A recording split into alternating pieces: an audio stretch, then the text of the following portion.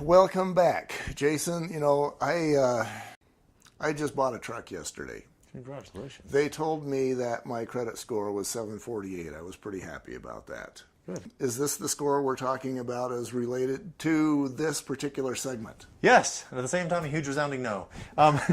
It is a credit score that they're looking at. A mortgage rating is slightly different than an auto rating, or especially the jewelry store rating, or some of the online credit score ratings, which is interesting. So make sure, if you're looking for a home, that you have a mortgage rating credit score. But the credit score is the score loan that we're talking about.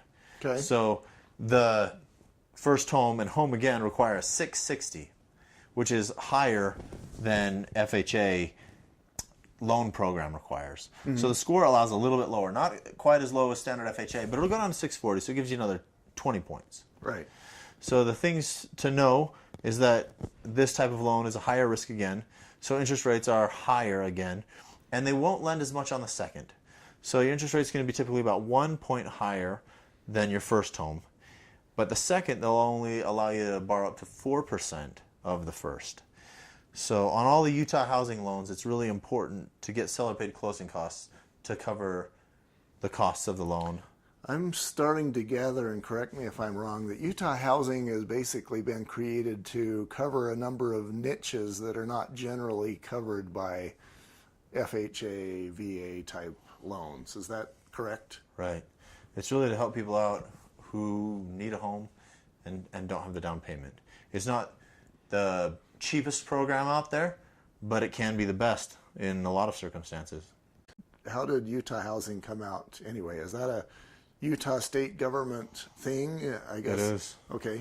And the lenders have to be approved. Not any lender can do a Utah housing loan. And it is really important to check. You can go on Utah housing site and see which lenders are approved. I have heard of lenders offering it and then steering away from it because they're not approved and they can't do it. Oh, that's evil. So, yeah, these are FHA programs. They follow FHA guidelines. For the most part, they have their few overlays, and that's what makes them work. Okay. So if somebody wanted to find out more about the Utah housing program, I'm thinking they could either go to the Utah housing, there's got to be some sort of a Utah housing website. UtahHousing.org. Easy enough to remember. Yep. They got all their guidelines right there. It's always easiest if you talk to someone who's in the industry. Mm-hmm. Call them up and say, hey, give me a breakdown of what this is. They have matrices you can look at and plow yourself through your own loan, but yeah. I'm thinking it'd be easier just to call somebody who you can talk to rather than plow through a government website. Yeah. And they call you, and I'm sure you'll have an answer or two for them. What else do we need to know about scores? The SCORE program is the only Utah housing FHA program that requires homebuyer education.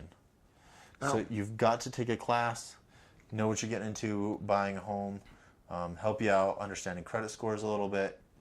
You'll need to give that certificate to the lender. And there is a qualifying income limit of $78,500.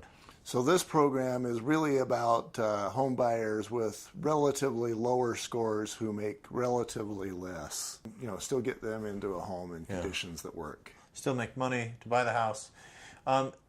There aren't loan limits set by Utah Housing per se. They have their income limits, but they are FHA loans, so they do follow the FHA loan limit.